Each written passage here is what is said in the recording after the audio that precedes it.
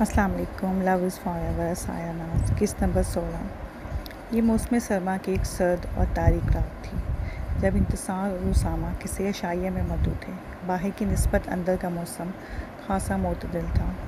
जगह जगह दहकती अंगीठियों से उठता धुआं माहौल पे एक सहर सा तारी कर रहा था, जैसे कोई साहिर मंत्र पढ़ के मुकाबिल को अपने हिसार में ले रहा हो। ये कोई आम कारोबारी तकरीब ना थी, बल्कि यहाँ बहुत से कारोबारी अहबाब के अलावा बहुत से सियासी शख्सियात भी मौजूद थीं।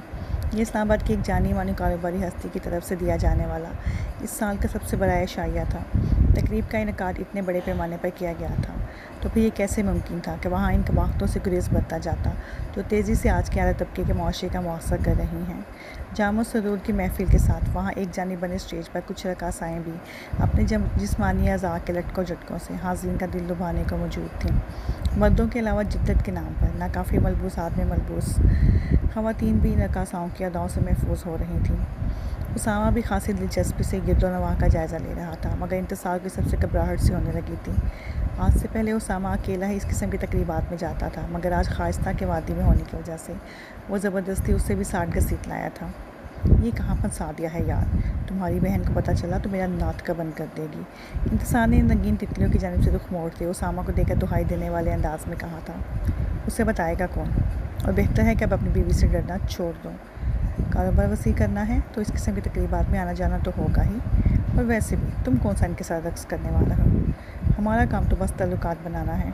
हाँ, आंखें सेकने का मौका मिल जाए तो अलग बात है। उसामा ने उसे छेड़ते अपनी बात के दौरान संजीदगी से कहा, मगर आखिर तक आते वह फिर पटरी से उतर चुका था।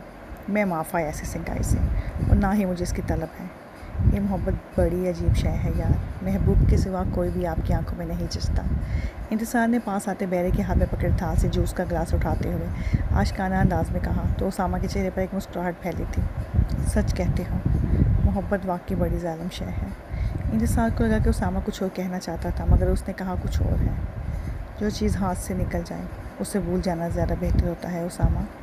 इंतज़ार ने जाने किस ज़हनी रो में उसने नसीहत की थी। कहना आसान होता है, करना मुश्किल। आओ हम भी इन तितलियों के साथ डांस करते हैं, उसामा ने गहरे लहजे में कहकर यकलख्ती बात बदली, तो इंतज़ार ने हाथ उठाकर ऐसा करने से मना कर दिया। उसे कोई शौक नहीं था डाल डाल झूमने का। उसामा को तो शायद अपना कोई काम गलत करना था। जरलिश। उसामा के उठ के जाने के बाद वह यूं ही निगाहें घुमाने लगा तो एक चेहरे पर उसे जरलिश का गुमा हुआ था। इंतज़ार ज़ेर लब उसका नाम पुकारते हुए साख्ता उसके सीने मतलब का था। जरलिश। इंतज़ार ने कोने गोशे की तरफ बढ़ते वजूद को पुकारा तो वो चौंक कर पलटी थी। अपने सामने खड़े वजूद को देखते ही वो पल भर को साकत हुई। अगले ही पल वो उस पर चढ़ दौड़ी थी। तुम बिलाल, तुम मुझे मिल ही गए। 4 साल मैंने इंतज़ार किया है इस लम्हे का, जब मैं तुम्हारा गिरेबान पकड़कर तुमसे सवाल कर सकूं कि मुझे किस बात की सज़ा दी थी तुमने। इंतज़ार तो उसके बाद सुनते ही गंग हुआ कि वो क्या कह रही थी। किस बात की सज़ा? मैंने कब तुम्हारे साथ कुछ गलत किया है? इंतज़ार ने छंबे से इस्तफसार किया। उसे अपना सर भारी होता महसूस हो रहा था। क्यों? भूल गई क्या? क्या वो तुम नहीं थे जो मुझे उस साथ हवेली से भगा कर ले गए थे? जरलिश की बात पर इंतज़ार के साथ उनकी तरफ आते उसामा का रंग भी फक हुआ था। ये क्या कह रही हो तुम? उसामा तेज़ी से आगे बढ़कर उनके नज़दीक आया था। इंतज़ार ने चकराते सर के साथ इन दोनों को देखा था। तुम तो ऐसे ही पूछ रहे हो जैसे हर चीज़ से बेखबर हो। तुम दोस्त एक दूसरे की हर बात से वाकिफ़ हुआ करते थे, तो आप क्यों भूले बन रहे हो? जरलिश ने तीखे चकतूनों से उसामा की तरफ देखते हुए कहा था। इंतज़ार को समझ ही नहीं आ रही थी कि वो क्या कह रही है। बंद होती आंखों के साथ उसने आखिरी मंजर इन दोनों के एक दूसरे से किसी बात पर तकरार करते और फिर जरलिश को अपनी तरफ बढ़ कर सहारा देते देखा था, और फिर उसका जहन तारीकी में डूब गया। सुबह उठते ही उसने खुद को एक अनजान कमरे में मौजूद पाया।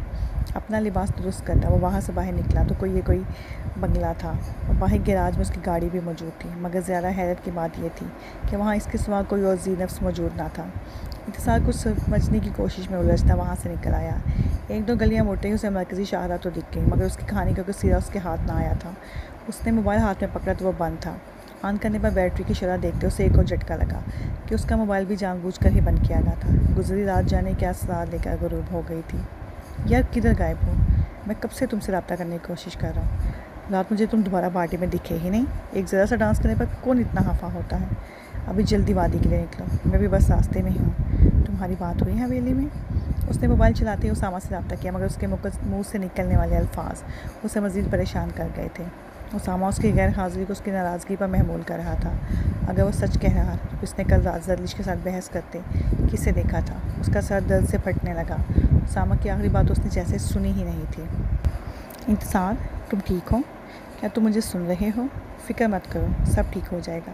शहबाज से बात हुई है मेरी, हाय सब ठीक है, कोशिश करो कि ऑपरेशन से पहले पहुंच जाओ। उसकी खामोशी पर उसामा ने फ़िक्रमंदी से उसे पुकारते उसे हौसला देना चाहा। उसके अल्फाज पर इंतज़ार का दिमाग बग से उड़ा था। ये क्या कह रहा था उसामा? क्या हुआ है खाइस को? किस चीज़ का ऑपरेशन है उसका? इंतज़ार ने घबराकर यकलक गाड़ी सड़क के बीच रोकते ससराते लहजे में इस्तफसार किया था। क्या हो गया है इंतज़ार? तुम्हारी तबीयत तो ठीक है? तुम्हें नहीं पता कि क्या वो क्यों हॉस्पिटल जा सकती हैं? रात उसका फिशारे खून बुलंद हो जाने के बाद उसे अस्पताल ले जाना पड़ा था और आज दोपहर में उसका ऑपरेशन है। उसामा के मुंह से निकले अल्फाज उसके हिसाब पर बिजली बनकर गिरे थे। खाइस का ऑपरेशन? इंतज़ार को अपनी आवाज़ किसी खाई से आती महसूस हुई थी। इंतज़ार, मुझे लगता है कि तुम किसी बात को लेकर परेशान हो। मैं पीसो हवा पहुँच गया हूँ। कहते हो तो वापस आ जाता हूँ, या फिर तुम यहाँ तक आ जाओ तो साथ आगे चलते हैं। उसामा ने उसकी परेशानी के ख्याल से मशवरा दिया तो वो एक गहरा सांस भरकर रह गया था। नहीं, तुम चलो, मैं ठीक हूँ, मैं पहुँच जाऊँगा ऑपरेशन से पहले। इंतज़ार ने राब्ता मुनक़ता करते ही तमाम परेशान कुन सोचों को पीछे धकेला था। इस वक्त हादसा सहम कुछ नहीं था। अगले आध घंटे में वो अपने घर से ताज़ा दम होकर वादी के लिए निकल चुका था। इंतज़ार ऑपरेशन से आध घंटा कबल सीधा अस्पताल ही पहुंचा था। अल्लाह ने उसे एक प्यारी सी बेटी से नवाजा था जिसे इन दोनों मियाँ बीवी के सरार पर शहबाज और जशाला ने नुबीशा का नाम दिया था। खुशी इस वक्त खान हवेली के मकीनों की बांधी थी, मगर अभी इसकी कलील मुद्दत से कोई वाकिफ़ ना था। काले रंग की एक शानदार सी हाईलैक्स गाड़ी तेज़ी से कोलतार की सड़क पर रवां थी। सड़क की एक जानिब शोर मचाता समंदर था तो दूसरी जानिब बुलंदो बाला इमारत। गाड़ी के अंदर मौजूद नफूस में से एक की निगाहें बाएं भागते दौड़ते नज़ारों पर थी तो दूसरा किसी गहरी सोच में गुम सामने फैली सड़क पर गाड़ी दौड़ाने में मगन था। बसाम खिड़की से बाहर भागते मनाजिर से नजरें हटाकर नबीशा ने पुरसोच अंदाज में अपने साथ बराजमान शख्स को पुकारा था। बसाम ने चेहरा मोड़कर एक सवालिया नज़र उसके मोमी सरापे पर डालते फ़क्त एक हुनकारा बड़ा था। कोई बात है क्या? आप मुझे कुछ उलझे से लग रहे हैं। यूँ लगता है कि जैसे आप इस तकरीब में जाना नहीं चाहते। अगर आप आरामदेह महसूस नहीं कर रहे तो हम वापस चलते हैं, क्या ख्याल है? नुबीशा की बात पर परेशानी के बावजूद बसाम के चेहरे पर एक बेसाख्ता मुस्कुराहट फैली थी। वो नुबीशा की क़याफ़त शनासी का कायल हुआ कि वो वाकई उलझा हुआ था, मगर वो अभी अपनी उलझन से बता भी ना सकता था। जब तुम यूँ अक्लमंदी का मुजाहरा करती हो तो मेरा दिल मज़ीद तुम्हारा दीवाना हो जाता है। बस कोशिश किया करो कि ये समझदारी कमरे में ही दिखाऊं ताकि मैं तुम्हें इनाम भी दे सकूं। बसाम की बात पर नुबीशा हल्का सा चींपते हुए मुस्कुरा दी थी। आप बिना कहीं भी शुरू हो जाते हैं। अभी मैंने जो बात पूछी है उसका जवाब दें। नुबीशा ने इठलाकर कहते फिर से इस्तफसार किया था। मैं कहाँ शुरू हुआ हूँ? मैंने तो बस ये कहा है कि ये जगह मेरे जज्बात के इजहार के लिए नामुनासिब है। बसाम ने इस पर फिर अपने लहजे को गंभीर बनाते उसे छेड़ना चाहा था। बसाम, मुझे टाले मत और संजीदगी से मेरी बात का जवाब दें। किस बात को लेकर परेशान हैं आप? नुबीशा ने झिला कर कहते दोबारा अपना सवाल दोहराया था। तुम कहती हो तो नहीं टालता। अभी गाड़ी एक तरफ लगा कर अपने बात पर अमल भी कर सकता हूँ। नुबीशा ने इस पर आंखें निकालते उसे घूरा जो अपनी बातों से घुमा फिरा कर उसे असल मौजू से हटाना चाहता था। बसाम, इस पर नबीशा के लहजे में खुफ की इल्तिजा, तनबीह और इस्तफसार का बराबर अंसर मौजूद था। बसाम यकदम होले से हंस दिया। ये शायद अपने तन्या साहब को पुरसुकून करने की कोशिश थी। सच कह रही हो कि मैं इस तकरीब में नहीं जाना चाहता, मगर वहाँ जाना भी ज़रूरी है।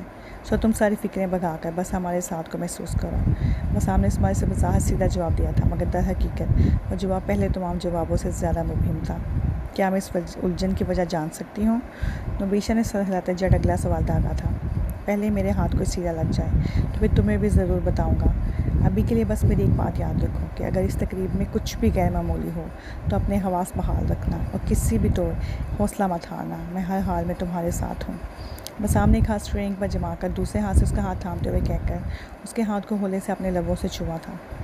आप मुझे डरा रही हैं बसाम, कोई बात है तो मुझे अभी बता दें। नुबीशा के दिल उसकी बात पर नाखुशगवार अंदाज में धड़का था। उसने झिलमिलाती आंखों के साथ बसाम से इल्तिजा की थी। नुबीशा, तुम बहुत बहादुर हो और मैं जानता हूँ कि तुम्हें अपने आप पर काबू रखना आता है। हो सकता है इस तकरीब में किसी पुराने शनासा से टकराव हो जाए, मगर तुम साबित कदम रहोगी। बसाम ने गाड़ी उसी बैंकवेट के हाथे में रोकते उसके अंदरूनी बत्ती जलाए बना ही नुबीशा का चेहरा अपने हाथों में भरकर कहते अपने लब उसकी सभी पेशानी पर रखकर गोया उसे जज्बाती सहारा दिया था। बसाम, बराए मेहरबानी मुझे साफ अल्फाज में समझाएं। नुबीशा ने लरजते लहजे में इल्तिजा की थी। हो सकता है कि मेरा शक गलत हो, मगर मैंने एक दो लोगों से मालूम करवाया है और असाद के वालिद का नाम इंतसार बंगश है। बसाम ने अपनी बात मुकम्मल करके एक बार फिर नबीशा की पेशानी छुई, जबकि वो तो इस नाम पर ही साकित हो गई थी। बसाम ने उसे अभी ये नहीं बताया था कि उसे माजी में शख्स के अपने कबीले से ताल्लुकात के भी कुछ सबूत मिले थे और असाद का साथ तो उसके शक को मज़ीद तक़वियत दे रहा था। नबीशा, तुम बहुत बहादुर हो। तुम्हें वहाँ बस मिसेस बसाम और अकज़ई का किरदार निभाना है। तुम किसी को भी अपना तारुफ अपने या अपने बाप के नाम से नहीं करवाओगी। मैं तुम्हें लेकर कोई ख़तरा मोल नहीं लेना चाहता। समझ रही हो ना मेरी बात? बसाम ने कहते साथ ही वालहाना अंदाज में उसके चेहरे के हर नक्श को अपने लबों से छुआ था। उसका बस चलता तो इसे इस बेरहम दुनिया से छुपा कर रख लेता, मगर हालात का सामना करना भी ज़रूरी था। नबीशा को कोई जवाब ही ना सूझा। जिस बदले के लिए उसने बरसों सोचा था, आज शायद मंजिल उसके इंतहाई करीब थी, मगर उसके एहसासात जामिद थे। वो कुछ भी महसूस ना कर पा रही थी। नबीशा, कुछ बोलो मेरी जान। हो सकता है कि मेरी सोच गलत हो और वही शख्स ना हो जिसकी हमें तलाश है, मगर फिर भी एहतियात ज़रूरी है। बसाम के अपने एहसासात अजीब से हो रहे थे। वो एक मजबूत व तवाना मर्द था। उसने ज़िंदगी में हज़ारों ख़तरों का सामना किया था, मगर अपने बताए जहाँ की ज़रा सी तकलीफ़ का हादसा ही उसे लज्जा कर रख गया था। बसाम ने उसे कंधों से थाम कर हल्का सा हिलाते अपने साथ लिपटाया था। शाम का मलगजा अंधेरा गाड़ी में फैले अंधेरे को मध्यम करने से कासिर था, मगर बसाम को इस वक्त इसका चेहरा देखने के बजाय इसके मुंह से कुछ सुनने का इंतज़ार था।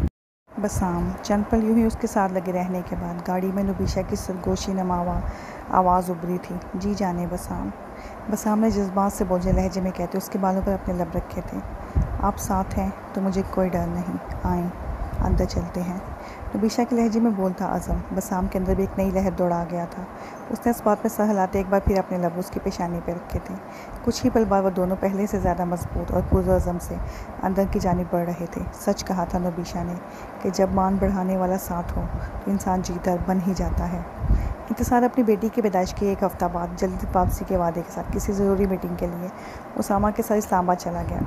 ये पूरा हफ़्ता इन सब ने खुशियों के झूले में हंडोलते गुजारा था। इस सब से इंतजार के से रात वाला वाक़या भी फरामोश हो चुका था। इस्लामाबाद में किसी कारोबारी मामले को लेकर इंतसार और उसामा में कोई चिपकलिश हो गई तो इंतसार गुस्से में आकर उसे काफ़ी कुछ सुना गया। उसामा बात बढ़ाने के ख्याल से इसे वहीं छोड़कर उसी दिन वादी के लिए निकल गया। 2 दिन बाद इंतसार का गुस्सा उतरा तो उसे भी वाक़या की संगीनी का एहसास हुआ। हवेली में बाकी सबसे भी इसके करीब रोज़ ही बात हो रही थी, मगर इन सब के साबका नरम रवैया ने ही इसके एहसास को तक़वियत बख्शी कि उसामा ने वहाँ किसी की भी इनकी तकरार के मुतालिक आगाह ना किया था। उसने फ़ौरन ही कुरम जाने का फ़ैसला कर लिया। बाबा साहिब भी काफ़ी दिनों से ख़ाइस्ता को वापस गाँव लाने का कह रहे थे कि वो अपनी पोती की पैदाइश की खुशी में अपने ख़ानदान और कबीले वालों के लिए एक शानदार ज़ियाफ़त का इंतज़ाम करना चाहते थे, जबकि जहांदाद और अकज़ई नबीशा की पैदाइश के 7वें दिन ही एक बड़े पैमाने पर उसका अकीक़ा कर चुके थे। इंतसार हवेली पहुंचा तो सब लोग रात के खाने के लिए खाल में जमा हो रहे थे। बाकी सबके साथ उसामा भी उसे नॉर्मल अंदाज में मिला तो उसने सुख का सांस लिया, मगर उसका ये सुकून आर्जी था। शहबाज, ये जल्दिश है ना? उस वक्त दस्तरख़्वान पर एक जानिब मर्द और दूसरी जानिब ख़वातीन मौजूद थी। जब शहबाज के साथ बैठे इंतसार ने एक लड़की का बाजू पकड़ कर लाती ज़र शाला को देखते हुए सरगोशियाना अंदाज में उसे इस्तफ़सार किया था। कुछ दिन पहले का वाक़या पूरी जुज़ियात के साथ उसके जहन के पर्दे पर ताज़ा हुआ था। खाना खा के सारी बात बताता हूँ। शहबाज ने हुंकारा भरकर उसे बाद में बात करने का कहा कि मादर महल को खाने के दौरान बात करना हरगिज़ पसंद न था। अलबत्ता खाने के बाद यही इन सब की महफिल ज़रूर जमा करती थी। कुछ दिन पहले उसामा वादी आते हुए जर्लिश को अपने साथ लेकर आया है। उसका कहना है कि ये इसे शहर जाती हुई सड़क पर परेशान हाल से मिली थी। उसके साथ क्या हुआ, कहाँ थी, ये कोई नहीं जानता, क्योंकि जिस दिन से वो हवेली आई है यूं ही गुमसुम सी है। खाने के बाद चहलकदमी का कहकर शहबाज और इंतसार बाहर निकल आए थे और अब शहबाज उसे पूरी तफसील से आगाह कर रहा था। उसने कुछ तो बताया ही होगा। इंतसार ने उसे मज़ीद कुरेदा कि शायद कोई सिरा उसके हाथ आ जाए, मगर उलझन थी कि बढ़ती ही जाती थी। नहीं, कुछ बोलती ही नहीं वो। ज़शाला ने 1-2 डॉक्टरों से रब्ता किया है, उनके मुताबिक वो शाख की कैफियत का शिकार है। शहबाज ने उसकी मालूमात में इजाफा किया तो कुछ कहने को मुँह खोलकर वापस लब भीज गया था। कोई परेशानी है इंतसार? उसके चेहरे के उतार चढ़ाव का बतौर जायज़ा लेते शहबाज ने इस्तेफामिया लहजे में पूछा था। कुछ नहीं। इंतसार को समझ नहीं कि वो उसे बताए या नहीं। इंतसार, तुम जानते हो कि मैंने तुम पर उसामा से ज़्यादा भरोसा किया है और हमारे बीच कुछ भी छुपा नहीं, तो फिर अब क्यों तुम उसामा की तरह मुझसे कुछ छुपाने लगे हो? शहबाज की बात पर एक गिल्टी इंतसार के गले में उबर कर मासूम हुई थी। कुछ नहीं यार, नई फैक्ट्री लगाने के लिए एक ज़मीन को लेकर मेरा उसामा से छोटा सा झगड़ा हो गया था और वो इसीलिए नाराज़ होकर वादी आया था। इंतसार ने सच छुपाकर भी सच ही बताया था। इसका मतलब है कि वो अपने तासुरात भी छुपाना सीख गया है। उसकी किसी भी बात से कम अज़ कम मुझे ऐसा कोई तासुर नहीं मिला। मगर ये भी सच है कि वो आसानी से बात अपने दिल से निकालने वाला नहीं। उसामा से अपनाई था अपनी जगह, मगर इस वक्त शहबाजों से लेकर हकीकत पसंदी पर मुबनी तबसरा किया था। वो दोनों अब कारोबारी मसाइल के मुताल्लिक बात करने लगे थे। स्याह रंग के दीदा ज़ेब हमरंग कढ़ाई वाली, घुटनों को छोटी फराक में मलबूस, बालों का मैसी जूड़ा बनाए, दुपट्टा नफासा से कंधों के गिर्द फैलाए, हल्का फुल्का मेकअप किए, पैरों में नाजुक सैंडल पहनकर सहज सहज का इस्तकबालिया की जानिब बढ़ती मीनाम का हर उठता कदम वहाँ खड़े असाद को अपने दिल पर पड़ता महसूस हो रहा था। वो हर बार एक नए रूप में उसके सामने आती थी और असाद पहले से ज़्यादा उसका दीवाना हुआ जाता था। अभी भी उसे अपने दिल एहतियात से निकलता महसूस हुआ, मगर बेख्तियारी का मेहमान नवाजी का लिबादा उड़ाकर उसने लबों पर एक खैर मुकद्दमी मुस्कुराहट सजाई थी। आज देखा है तुझको देर के बाद, आज का दिन गुजर ना जाए कहीं। इस वक्त इस्तकबालिया पर सिर्फ असाद मौजूद था। मखसूस ने मीनाम को देखते बदजस्तगी से शेर पड़ा तो एक पल के लिए मीनाम भी अपने तासुर पर काबू न रख पाई। उसके गालों का दहकना एहसास से महफी नहीं रहा था, मगर अगले ही पल वो फिर से खुद पर बेनियाजी का पेरहन उड़ा चुकी थी। रात होने को है मोहतरम, मुस्तफ़ा किधर है? मीनाम ने जिताते लहजे में उस पर वाज़ेह कर दिया कि वो यहाँ मुस्तफ़ा के लिए आई है, मगर उसकी ये इदा भी असाद का करार लौट गई कि मुस्तफ़ा भी तो उसी की बहन थी ना। उसको तो अंदाज़ा ही ना था कि मुस्तफ़ा का मीनाम से भी कोई रिश्ता हो सकता है। दिल रखना भी एक हुनर है जो हुस्न वालों को हरगिज़ नहीं आता। मुस्तफ़ा और मॉम डैड को किसी तकरीब में जाने का कहकर साथ लाने वाली हैं, सो इसीलिए ताख़ीर का शिकार हैं। असाद ने शिकवा और वजाहत एक साथ की, जबकि मीनाम ने बिना कुछ कहे सिर्फ अपने मतलब की बात पर हिला दिया था। 1 मिनट, मुझे आपको किसी से मिलवाना है। मीनाम आगे बढ़ने लगी तो असाद ने किसी नए आने वाले मेहमान पर निगाहें जमाते उसे रुकने का कहा था। मीनाम ने पलट कर देखा तो एक खूबसूरत सा जोड़ा उनकी तरफ बढ़कर आ रहा था। बहुत खुशी हुई मुझे आपको यहाँ देखकर, असाद ने बसाम की तरफ मुसाफे के लिए हाथ बढ़ाकर खुशदिली से कहा था। मिस्टर एंड मिसिस बसाम और अक्सई, और ये हैं वो जिनसे मिलवाने का मैंने आपसे वादा किया था, मिस मीनाम और अक्सई। बसाम से मुआनके के बाद असाद ने मीनाम की तरफ मुतवज्जा होते इन दोनों का तारुफ करवाया तो वह चौंक गई, जबकि बसाम के चेहरे पर शनासाई का कोई ऐसा तासुर न उभरा कि इसकी याददाश्त में ऐसा कोई नाम महफूज ना था। उसने फ़कत सर की जुम्बिश से उसे सलाम किया, जबकि नुबीशा ने आगे बढ़कर उसे गले लगा लिया था। आप शक्ल से तो हाथी समझदार लगती हैं, तो फिर मेरे भाई को इनकार क्यों कर दिया? नुबीशा ने उससे अलग होते ही सवाल दागा तो मीनाम ने असाद को एक घुरी से नवाजा था। उसकी बात पर वहाँ मौजूद दोनों मर्द भी मुस्कुरा दिए। बसाम की कुछ पहले वाली कुल्फत कहीं दूर जा सोई थी। मैं समझदार हूँ, इसलिए इन्हें मना कर दिया है कि बाज़-औक़ात हासूल से ज़्यादा हसरत सूरतमंद होती है। मीनाम की फ़िलसफ़ाना बात पर नुबीशा ने सर धना था। आप हाथ पकड़ कर तो देखें, कभी कभी ऐसा भी होता है कि जिस असूल को हम नाकाबिले ज़िक्र गर्दान रहे होते हैं वो हमारी ज़िंदगी का बेहतरीन इक़्तिबास बन जाता है। नुबीशा ने भी उसी का अंदाज़ अपनाया तो बसाम ने एक मोहब्बत पाश नज़र अपने जीज़ के हासिल पर डाली, जो लम्हों में संभलने का फल जानती थी, जबकि मीनाम के चेहरे पर एक करब अमेज़ तासुर उभरा था। मिसिज़ औरकसई, बाज़ औक़ात आपका भयानक माज़ी इस कदर जानलेवा होता है कि आपको अपनी सबसे मनपसंद हस्ती का हाल और मुस्तकबिल बचाने के लिए अपनी ज़ात ही दांव पर लगानी पड़ती है। आप भी समझ लें, मेरे इनकार से किसी की पूरी ज़िंदगी मशरूत है। मीनाम अपनी बात कहकर वहाँ रुकी नहीं बल्कि वापस पलट गई। उसकी आंखों में झिलमिलाती नमी इन सब से ही पोशीदा न रही थी। क्या वो इस हाथ से इजहार मोहब्बत कर गई थी? मिस मीनाम, आप मुस्तफ़ा के मेहमान हैं तो उससे मिले बगैर ही चली जाएंगी? मीनाम 2 कदम ही चली थी कि साथ की हद दर्जा संजीदा पुकार पर वो वापस उसकी तरफ मुतवज्जो हुई। एक सरसरी नज़र उस पर डालकर वो बिना कुछ कहे अंदर लगी नशिस्तों की जानिब बढ़ गई। अब इस बेलोस शख्स के लिए वो इतना तो कर ही सकती थी। अपने दिल का क्या था, उसे तो आदत थी मातम की। मॉम डैड आ गए। मीनाम के आगे बढ़ते ही एक गाड़ी हाल के मरकज़ी इस्तकबालिया दरवाजे के आगे आकर रुकी तो असाद ने उन्हें मुंतज़िर करते नशिस्तों की तरफ इशारा करते उन्हें बैठने का कहा था। कुछ पल पहले वाली शगुफ्तगी इन तीनों के ही चेहरे से गायब थी। ये एक महलूत महफिल थी। सो नुबीशा इशारे से बसाम को मीनाम के साथ बैठने का कहती वो सिमट बढ़ गई। मीनाम 4 सोफ़ा नुमा कुर्सियों वाले इस मेज़ पर ताहाल अकेली ही थी, सो वो दोनों जाकर वहाँ नशिस्त संभाल गए। उनमें से किसी ने भी एक दूसरे को मुखातब नहीं किया था। चंद पल ही सिरके थे कि हाल की तमाम अंदरूनी बत्तियाँ गुल हो गई और सिर्फ एक दायरवी रोशनी बाकी रह गई जो इसके इस्तकबालिया पर जा ठहरी थी। अगले ही पल इंतसार बंगश अपने ख़ानदान समेत वहाँ नमूदार हुआ था। उसके चेहरे के तासुरात ज़ाहिर करते थे कि वह सच में सबसे लाइलम था।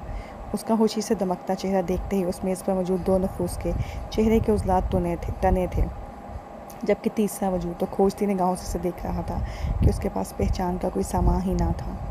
बसाम ने मुट्ठियाँ बीचते शख्स को मिंबर तक जाते देखा था।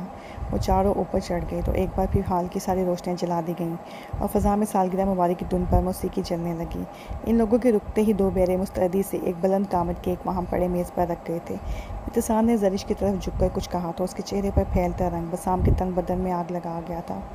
उसने बेवफाओं के चेहरे पर फैला इत्मीनान आज पहली बार देखा था। वो इतने पुरसुकून कैसे हो सकते थे? केक कटते ही पूरे हाल में रंग बिरंगे कागज़ों की कतरनें उड़ने लगी थीं। हाल के चारों कोनों से बरकी रोशनियाँ फूटते ही एक शोर सा उठा था। बसाम के ज़ब्त की इंतहा हुई थी। वो नुबीशा को लेकर बाहर की तरफ बढ़ गया। तुम इधर बैठो, मैं बस 5 मिनट में आता हूँ। उसे गाड़ी में बिठाकर हदायत देते बसाम वापस पलटने लगा तो नुबीशा ने बेसाख्ता उसका हाथ थामा था। क्या अंदर मौजूद शख्स मेरा? बसाम ने उसका सवाल पूरा होने से पहले उसे टोक दिया था। मैं तुम्हें सब बताऊंगा, मगर होटल पहुंचकर। मैं बस अभी आया। अपने हाथ पर मौजूद इसके हाथ को सहला कर कहते बसाम ने इसका सर थपक कर गाड़ी का दरवाज़ा बंद कर दिया था। नुबीशा साकत सी अंदर जाता देख रही थी। उसका दिल किसी अनदेखे अंदेशे के ख्याल से दर्जने लगा था। बसाम पूरे 15 मिनट बाद वापस आया तो उसका लाल बबू का चेहरा देखते ही नुबीशा लरज़ उठी थी। अगले आधे मिनट में उनकी गाड़ी के पहियों की चिड़चिड़ाहट उसकी तेज़ रफ्तारी की गवाह थी। नुबीशा लरजते दिल के साथ उसका चेहरा तके जा रही थी जो इस वक्त आग का गोला बना लगता था। जाने अब कौन सी क़यामत आनी बाकी थी। जारी है। जल्द मिलेंगे एक नई किस्से के साथ। तब तक के लिए अल्लाह हाफ़िज़। नावल पढ़कर और सुनकर हमें अपनी राय से आगाह ज़रूर कीजिएगा और हमारा चैनल सब्सक्राइब और लाइक करना मत भूलिएगा। अल्लाह हाफ़िज़।